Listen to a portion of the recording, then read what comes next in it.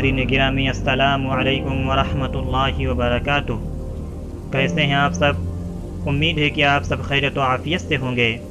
تو چلیے چلتے ہیں آج کی اس ویڈیو میں، دیکھتے ہیں کہ آج ہم اس ویڈیو میں کیا جانکاری حاصل کریں گے، اسلام کے متعلق کیا معلومات ہم حاصل کریں گے۔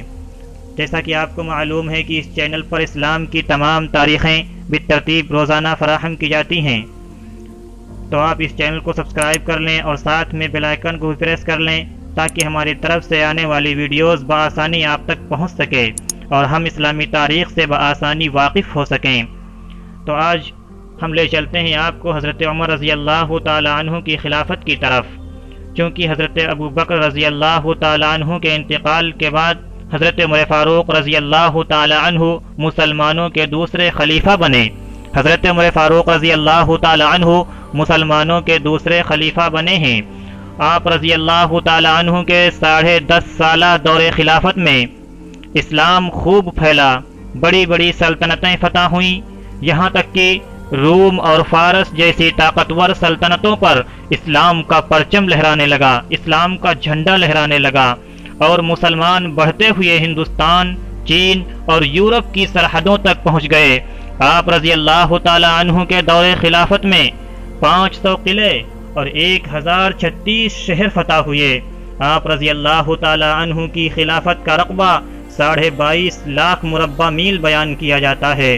آپ رضی اللہ تعالی عنہ کی فراست و دانائی اور آپ کی شجاعت و بہادری اور ملکی انتظام اور فتوحات کو دیکھ کر ایک مشہور مسٹر جیون کہتا ہے کہ اگر فاروق اعظم رضی اللہ تعالی عنہ کی مزید 10 سال خلافت قائم رہتی تو پوری دنیا کے اندر اسلام کے علاوہ کوئی دوسرا مذہب نہیں ہوتا۔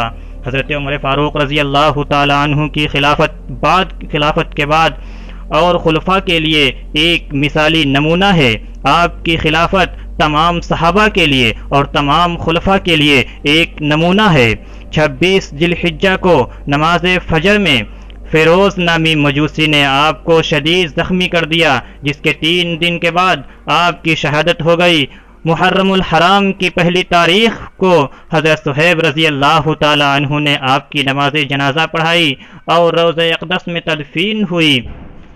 حضرت عمر فاروق رضی اللہ تعالی عنہ نے اپنی اس مختصر سی زندگی کے اندر بہت بڑے بڑے کارنامے انجام دیے۔ انہوں نے باضابطہ طریقے پر بیت المال کا نظام قائم کیا۔ آپ کی خلافت سے پہلے بیت المال کا کوئی نظام قائم نہیں تھا۔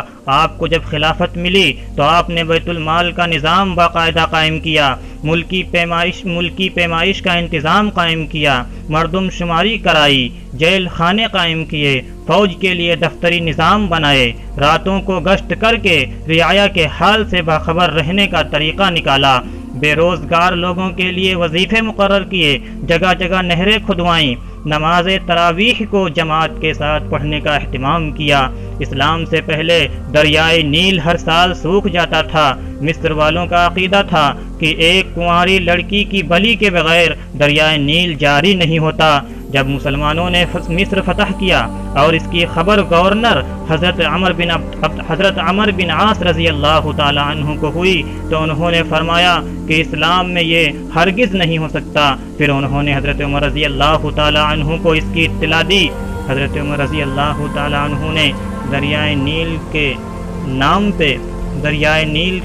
نام پہ خط لکھا، اے دریائے نیل، اگر تو اپنی مرضی سے چلتا ہے تو مت چل، اور اگر تجھے اللہ چلاتا ہے جو قہار ہے تو ہم اسی سے سوال کرتے ہیں کہ وہ تجھے چلا دے۔ چنانچہ یہ پرچہ دریائے نیل میں ڈال دیا گیا۔ دوسرے ہی دن دریائے نیل پانی سے بھر گیا۔ اس دن سے آج تک دریائے نیل مسلسل جاری ہے۔ اس کے علاوہ بھی آپ کے بہت ساری خدمات اور کارنامے تاریخ کے صفحات میں محفوظ ہیں۔ حضرت عمر رضی اللہ تعالی عنہ کی یہ مختصر زندگی تھی اور آپ کی خلافت کے مختصر کارنامے تھے، اسی لیے مسلمانوں حضرت عمر رضی اللہ تعالی عنہ کی طرف نسبت کرتے ہوئے ایک مثل مشہور ہے کہ اگر کسی کو خلافت سیکھنی ہے تو حضرت عمر رضی اللہ تعالی عنہ کی سیرت کو ضرور پڑھے۔ آج کی باتیں اسی پر ختم کرتا ہوں، پھر ملتا ہوں اگلی ویڈیو میں، تب تک کے لیے السلام علیکم ورحمۃ اللہ۔